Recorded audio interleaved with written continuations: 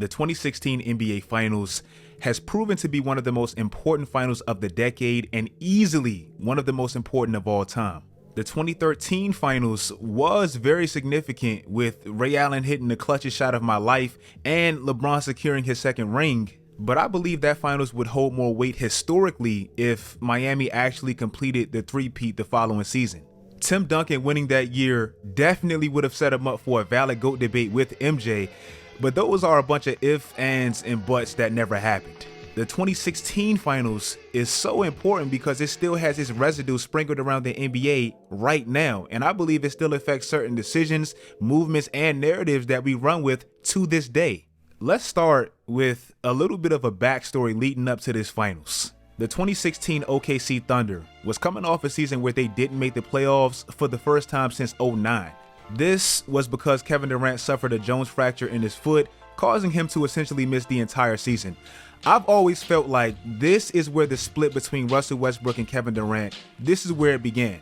KD missed the last 27 games while OKC battled New Orleans for that last playoff spot. And look at what Russ began to display while KD was gone.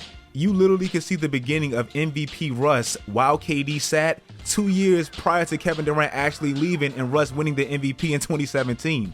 Prior to that 2015 season, Russ had only scored 40 points or more 3 times in his entire career. That season, with Kevin Durant missing so many games, he tripled it. Also, I believe he discovered how dominant he can be posting triple doubles, and at the same time how uniquely great we the public viewed it. I believe he became enamored of, if not obsessed with, triple doubles. He had 11 this year, the most since Jason Kidd had, 13 back in, 05, 06? Very impressive. But even though Russell denied it, do you remember the Friday night in Oklahoma City when he quibbled with the scorer's table about a potential 10th rebound he did not get? Yeah, he denied it. Yeah, he denied it, but it sure looked to me like, from what I saw and what I heard from people who were at the game, that he was at least sort of asking, are you sure I didn't get that 10th rebound? So that's proof positive to me. He certainly wanted the triple-double.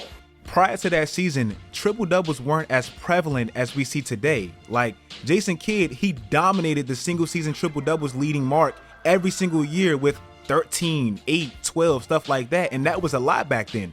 Russell Westbrook pretty much broke the mold with triple-doubles. Before that season, Russ only had 8 triple-doubles for his entire career. That one single year, he had 11. Kevin Durant had just won the MVP the year prior as well, so I believe with him sitting a lot that year, Russ, he made it a point of emphasis to truly show his value. Bringing it to the Cavs. The 2015 season is where LeBron returned back home just to get hit with the biggest injury bug I've ever seen in my entire life.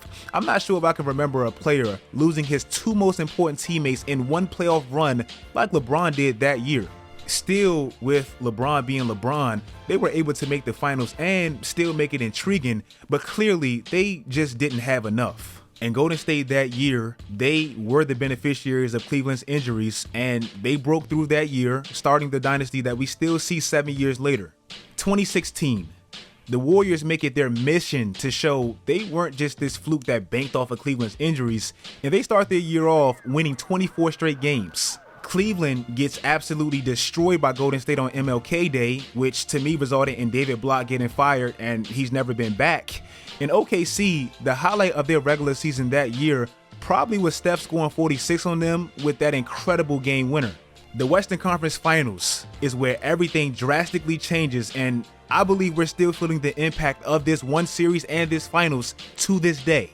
I'm not going to bore you with what you already know, so I'll just refresh your memory. OKC wasn't just up on Golden State 3-1 in that Western Conference Finals. Like, that doesn't explain it enough. They were steaming Golden State in the first 4 games, steaming them. The Thunder stole game 1 in Oracle, where they hadn't lost all playoffs. Then they came back to OKC and beat them by an average of 26 points between those 2 games. Mind you, Golden State hadn't lost back-to-back games all year. They beat them by 28 the first night, then came back and beat them by 24 the next. This is why I never gave KD that Russ excuse when it comes to this series. Like, they dominated 3 out of the first 4 games, and he played just as bad as Russ in the 3 games they lost. Golden State would go on to miraculously win, as we all know, and meet a fully loaded Cleveland team. And Kevin Durant and Russell Westbrook will play their last game together, but their names will forever stay connected. Kyrie Irving. To me, this is where everything changed for him, and I don't think he's ever been quite the same since this moment. Game 5.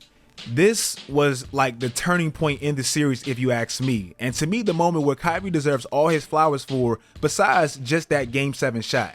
In the first half, mind you, if they lose this game, they lose. In the first half, LeBron scores 25 points and Kyrie scores 18.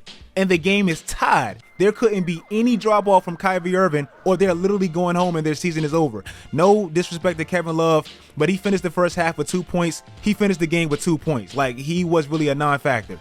In the second half, Kyrie scores 23 points, which included 12 out of their 19 fourth quarter points to push for a Game 6 to fight for their lives. Now, we know how all this ends, like the Kyrie shot, the LeBron block, Kevin Durant joining, Russell Westbrook MVP. We got all of that. So why is this final so important, and how is it still affecting us right now?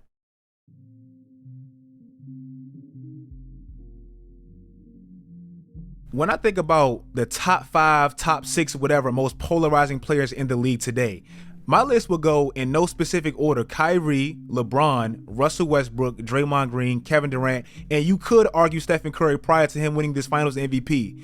They are all directly linked to this 1-2 month sequence. Kyrie Irving, he hit that shot, to me putting him in an entirely different stratosphere legacy-wise for him. But ultimately, it may have hurt the rest of his career. Believe it or not, Kyrie was only 23 years old when he hit that shot, meaning that should have been the beginning of his career. But after that, he played one more year with Cleveland, where he admittedly began to change, which probably affected the chemistry within the team. Tried his luck with Boston, where things went left very quick, and then went to Brooklyn, where his value has been completely shot. Kyrie hasn't lost a touch of skill, like nobody would ever debate that. But I believe the early success he gathered with LeBron confused him a bit, with him really seeing his real play/role on a real championship team.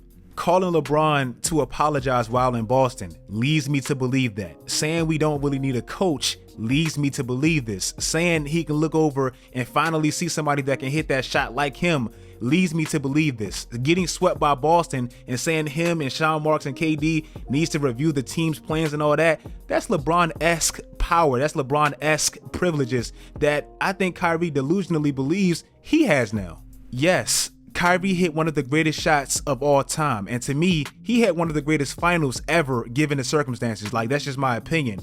But who, how, and why he was even in that position can never be understated. You played with arguably the greatest player ever. That's a privilege. Everybody doesn't get that luxury. Look at a career like Dame's.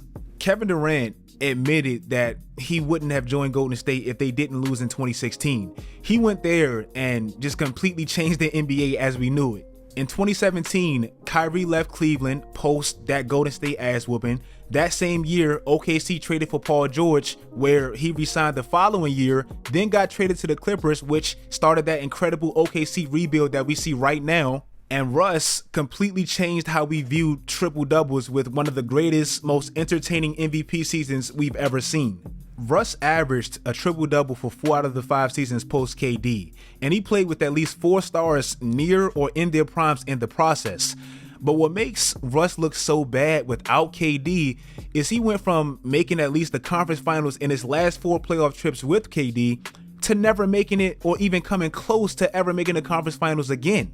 In fact, Russ hasn't won a first-round series healthy since KD left. In 2020, Houston did make it past OKC, but Russ missed the first 4 games, and in Game 5 when he came back, he played pretty bad. So if we count that, we count that, but healthy, he hasn't won a series without Kevin Durant. KD's departure oddly elevated Russ into this crazy superstar space that he probably wouldn't have reached if him and KD were still teammates. But it also hurt his legacy simultaneously, because we see what he truly is crystal clear without KD when it really matters. Can definitely take subpar talents and subpar teams past their heights standings wise with these crazy video game numbers and averages and triple doubles and all that. But we've become numb to it because we've seen, in the grand scheme of things, that ceiling is very, very low. Since 2016, when Kevin Durant left him, Russ is 8-21 in the postseason. If that was his career, he would have the lowest winning percentage of any player that's played at least 29 playoff games ever. Right now, his playoff legacy is kind of glued together by his stint with Kevin Durant, because without him, it would be historically the worst ever as far as win percentage wise. Kevin Durant did join the 73-9 Warriors team that he just had up 3-1 in the Western Conference Finals and lost. And he did join them and win 2 Finals MVPs. Usually when a player breaks through to win their first NBA championship, it has like a proved you wrong theme to it. His never had that. KD now is one of the more polarizing players in this league, where his legacy is heavily debated. People disrespect what he's done for obvious reasons.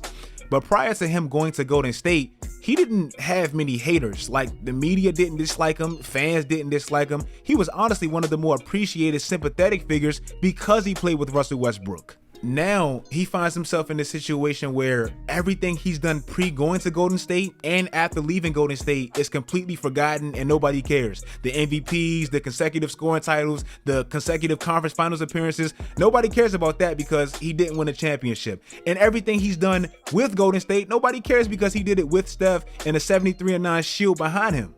Ironically enough, and a little different but still similar, him joining Golden State in 2016 kind of made him like the Russ in the Russ KD situation, and it's made Steph like the him.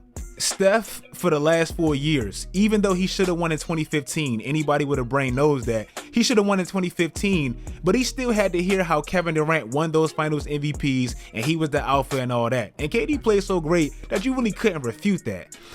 But this graphic now, this one single graphic, will continue to linger over KD's head until he wins a championship without Steph. Pre-KD and post-KD, Steph has already proven that he can win a championship without that man's services. And this year specifically, he did it against the very same defense that made Kevin Durant have the worst playoffs of his entire career. The 2016 finals was the single greatest thing to ever happen to Steph and the entire Warriors dynasty. I know in the moment it didn't feel that way, but in 2020 hindsight, we see it definitely was. Got to flip KD for D'Lo and then flip D'Lo for Andrew Wiggins, which proved to be vital for this NBA Finals. And the misfortune of losing KD, Steph, and Klay essentially at the same time put them in a uniquely great situation to contend right now and later. I'm not sure if I've ever seen that. Stephen Curry has a higher winning playoff percentage than Magic Johnson, Michael Jordan, Kobe Bryant, LeBron James, and every other great legend there is. That's a real stat. I didn't make that up. Even if you take the Kevin Durant years out, he's still in the same realm with LeBron James, Magic Johnson, Larry Bird, Tim Duncan, whoever. This is why, to me, he's undoubtedly a top 10 player ever. Now, with Kevin Durant, if you look at his winning percentages in the playoffs with and without Steph, he goes from being in the 60s with the all-time greats like Steph, Magic, Jordan, whoever, and without him, he's in the mid to low 50s with some of the greatest players that never won an NBA championship.